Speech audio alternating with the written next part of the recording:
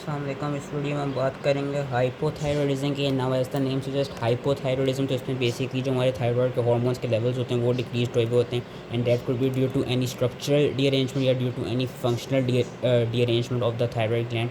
Mostly ये देखा गया कि जो फीमेल्स है they are more prone to develop hypothyroidism, क्योंकि उनमें 10 फोल्ड ज़्यादा चांस होता है as compare to males. And hypothyroidism के भी वही है कि दो केसेस देखे जाते हैं, कॉजेज़ देखी जाती हैं, प्राइमरी और सेकेंडरी। उसके लिए भी यही है कि जो टेबल दिया हुआ है अच्छा से उसको याद रखना है। प्राइमरी में क्या होगा कि ड्यू टू एनी क्या कहते हैं एबनॉर्मेलिटी जो होगी that would be lying in your thyroid gland, whereas जो सेकेंडरी होगी, सेकेंडरी में there is defect anywhere present along the hypothalamic pituitary thyroid axis. कि वी नो के जो हाइपोथैलेमस होता है that basically releases TRH, and TRH की वजह से जो पिट्यूटरी ग्लैंड होता है वो टीएसएच को रिलीज़ करवाता है। तो सेकेंडरी कॉजेज़ को यही होंगे कि जिस is also known as central hypothyroidism, कि इसमें बेसिकली पिट्यूटरी फेलियर हो गया या हाइपोथैलेमिक फेलियर हो गया। अभी हम प्राइमरी की कॉजेज़ की बात कर रहे थे। प्राइमरी कॉजेज़ में तीन मेन कॉजेज़ देखी जाती हैं, कॉन्जेनिटल, ऑटोइम्यून और आयाट्रोजेनिक। तीनों को यहाँ से हाथ रख लेना है। Congenital hypothyroidism that is usually seen in those area जहाँ पे आयोडीन की जो डेफिशिएंसी है वो काफ़ी ज़्यादा एंडेमिक हो, जिन एरियाज़ में जिसमें हमारे पास माउंटेनियस रीजन्स की एग्जांपल आ जाती है, लाइक हिमालयास हो गए या कोई ऐसे रीजन हो गए जहाँ पे आयोडीन की डेफिशिएंसी हो गई है। उसकी वजह से क्या होता है, उसकी वजह से ये होता है कि जो हमने सेकेंड ईयर में पढ़े थे सारे जो प्रोसेसेस होते थे which for in which iodine was necessary for the development of thyroid hormones, thyroid hormones की प्रॉपर सिंथेसिस थी और ट्रांसपोर्ट थी वो उसमें सही से नहीं हो पाती। एक तो उन रीजन्स में जहाँ पे एंडेमिक आयोडीन डेफिशिएंसी हुई हो, and also congenital hypothyroidism could also result due to inborn errors of thyroid metabolism, कि यानी कोई जेनेटिक डिफेक्ट आया हुआ जिसको हम क्या कहते हैं डिसहॉर्मोजेनेटिक गोइटर भी कहते हैं इस कंडीशन को। जेनेटिक डिफेक्ट्स कौन कौन से हो सकते हैं थायराइड के डेवलपमेंट में? हमारे पास ये जीन्स तीन है कि पैक्स 8 में कोई म्यूटेशन आ गई हो, या FOXC1 में कोई म्यूटेशन आ गई हो, या TSH के रिसेप्टर की कोई म्यूटेशन आ गई हो। कि इसमें कौन कौन से स्टेप्स में बेसिकली वो हिंडर कर सकता है कि थायराइड हार्मोन्स की प्रॉपर डेवलपमेंट ना हो रही हो, कि आयोडाइड ट्रांसपोर्ट में कोई मसला आ गया हो इन थायरोसाइट्स, ऑर्गेनिफिकेशन ऑफ आयोडीन के लेवल पे कोई मसला आ गया हो, हार्मोनली एक्टिव T4 बनाने के लेवल पे कोई मसला आ गया हो। And this could also result due to complete absence of thyroid parenchyma as seen in thyroid agenesis, या the gland may also be greatly reduced in size as seen in thyroid hypoplasia due to the germline mutations in genes which are responsible for thyroid development. और वो कौन कौन सी jeans हैं? PACS 8, FOXC1 और TSH receptor जिसकी again mutation हो सकती है। ये कॉन्जेनिटल की कॉजेज़ थी। अब हम अगर हम पढ़ें ऑटो इम्यून हाइपोथायरॉयडिज्म की, तो ऑटो इम्यून हाइपोथायरॉयडिज्म वो यूजली उन एरियाज़ पे देखी जाती हैं जहाँ पे आयोडीन सफिशेंट हो, कि आयोडीन के लेवल्स नॉर्मल हैं, उसके बावजूद हाइपोथायरॉयडिज्म देखा जाता है। और उन एरियाज़ में it is usually due to Hashimoto's thyroiditis, जिसकी हम नेक्स्ट वीडियो में बात करेंगे। कौन कौन सी इसमें ऑटो एंटीबॉडीज़ बनी होती हैं? Basically there are antibodies against microsome which are known as anti microsomal. जो थायराइड पेरोक्सिडेज एंजाइम है उसके खिलाफ ऑटो एंटीबॉडीज़ बन जाती हैं, एंड जो थायरोग्लोबुलिन प्रोटीन है उसके खिलाफ एंटीबॉडीज़ में बेसिकली बनी होती हैं। जो थायराइड ग्लैंड है वो इनलार्ज हुआ होता है, जिसकी वजह से उसको हम गोइटर्स कहते हैं। अब this condition could occur in isolation, या it could occur due to, या it could occur in conjunction with other autoimmune conditions like your autoimmune polyendocrine syndromes type 1 and type 2। Lastly comes your iatrogenic hypothyroidism, which is basically caused by surgical या radiation induced ablation.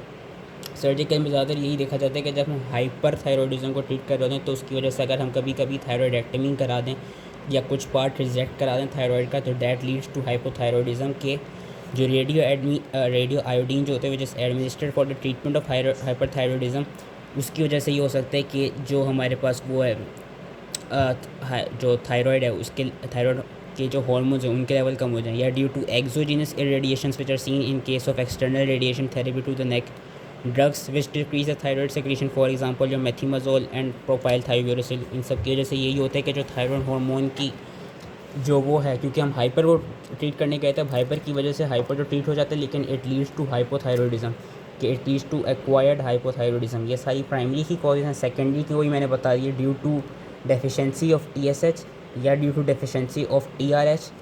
उसकी causes क्या हो सकती हैं? हाइपोथायरेमिक damage या hypopituitarism. Hypopituitarism के लिए भी पिट्यूटरी ग्लैंड के लेवल पे कोई मसला आ गया, पिट्यूटरी ट्यूमर या पोस्टमार्टम पिट्यूटरी नेक्रोसिस या ट्रॉमा या नॉन पिट्यूटरी ट्यूमर्स। और हाइपोथैलेमिक डैमेज में कोई हाइपोथैलेमस के लेवल पे अगेन डैमेज हो गया due to tumour, trauma, radiation therapy या इन्फिल्ट्रेटिव डिजीज़। अब हाइपोथायरॉयडिज्म हमारे पास दो कंडीशंस आती हैं, क्रेटिनिज्म एंड मिक्सिडिज्म। बेसिकली क्रेटिनिज्म इस के जो हाइपोथायरॉयडिज्म चिल्ड्रन या इन्फेंट्स को जो हो जाता है that is known as cretinism, whereas जो एडल्ट्स को हाइपोथायरॉयडिज्म होता है, वो एडल्ट से मेरा मुराद है कि ओल्डर एडल्ट्स उसमें हम जो हाइपोथायरॉयडिज्म है उस कंडीशन को मिक्स एडिमा का कहते हैं। क्रेटिनिज्म यूजली कहाँ देखी जाती है? उन रीजन्स में जहाँ पे जो डाइटरी आयोडीन है उसकी डेफिशिएंसी हुई हो, आयोडीन डेफिशिएंसी एंडेमिक हुई हो, और उन कंडीशंस में भी देखी जा सकती है जहाँ पे अगर कोई जेनेटिक डिफेक्ट आ गया हो which interfere with the biosynthesis of thyroid hormones, जिसको हम क्या कहते हैं? डिसहार्मोनोजेनेटिक गोइटर कहते हैं।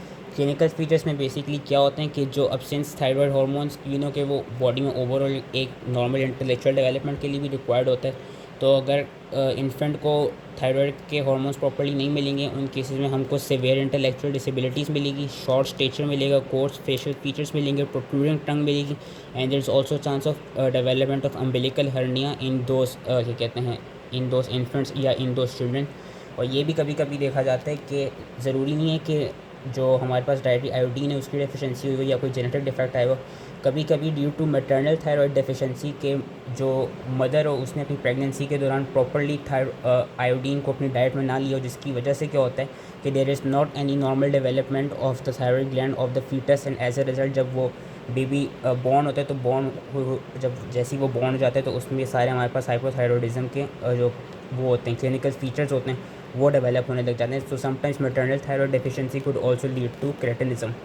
Then we come to myxoedema which is hypothyroidism developing in older child या एडल्ट्स। इसकी जो डेवलपमेंट है काफ़ी स्लो इन ऑनसेट होती है।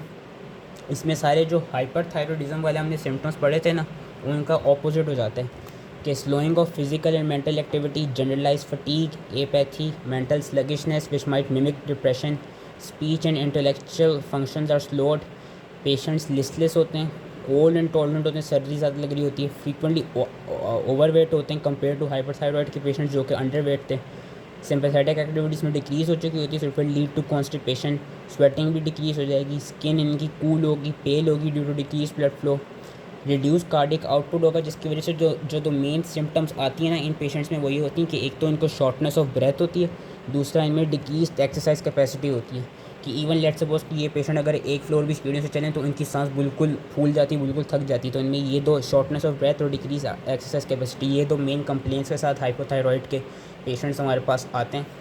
कार्डिक आउटपुट डिक्रीज़ हुआ होता है। इसके साथ साथ क्या चेंजेस इनमें नज़र आती हैं कि there is increase in your bad cholesterol, जिसमें हमारे पास एग्जांपल आ जाती है टोटल कोलेस्ट्रॉल और एलडीएल के लेवल्स की। हमने हाइपरथायरॉयडिज्म में पढ़ा था कि उसमें जो फैट्स थे वो इन्फिल्ट्रेट कर रहे थे या वो एकोमुलेट कर रहे थे डिफरेंट ऑर्गन्स में। यहाँ पे क्या होता है, यहाँ पे there is accumulation of matrix substances like your glycosaminoglycans and hyaluronic acid in skin, in subcutaneous tissues and in different visceral sites, जिसकी वजह से इन पेशेंट्स में नॉन पटिंग एडिमा होता है, broadening and coarsening of facial features होती हैं, enlargement of tongue हो सकती है, डीपनिंग ऑफ द वॉइस हो सकती है। अगेन लेबॉर्ट्री फाइंडिंग के लिए जो मेन हमारे पास इसमें वो आता है क्या कहते हैं जो सब्सटेंस आता है जिसको हम मेजर करते हैं जो सेंसिटिव है, दैट इज़ योर टीएसएच के लेवल्स। हाइपरथायरॉयडिज्म में हमने देखा था कि टीएसएच के लेवल्स मार्केटली डिक्रीज थे। यहाँ पे क्या होता है, यहाँ पे ये देखा जाता है हाइपोथायरॉयडिज्म के केस में कि जो टीएसएच के लेवल्स हैं वो मार्केटली इंक्रीज हमको मिलते हैं।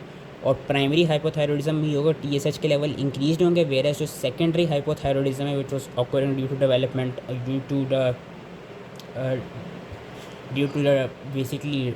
ड्यू टू हाइपोथैलेमस और पिट्यूटरी की वजह से जो हो रहा था सेकेंडरी हाइपोथायरॉयडिज्म, उसमें देखा जाता है कि उसमें टीएसएच के लेवल या तो नॉर्मल होंगे या इंक्रीज़ नहीं होंगे।